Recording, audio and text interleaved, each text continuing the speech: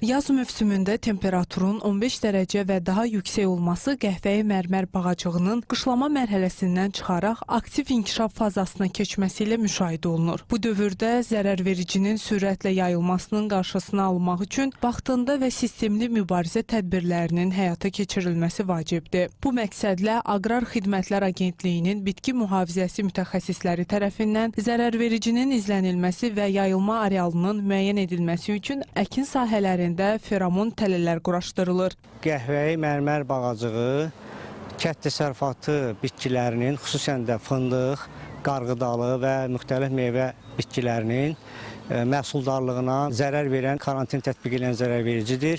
Feromon tələr monitorinq olunanda və rast gəlsək ki, bu bir feromon tələdə 10 dənədən artıq bağacıq, böcək rast gəlinirsə, burada cəlb etmə məhviyyə stansiyası quracağıq. Lokal bir yerdə, cəlb olunmuş yerlərdə ağaclara baxacağıq. Harada rast gəlirsə, həmin ağacları dərmanlayacağıq.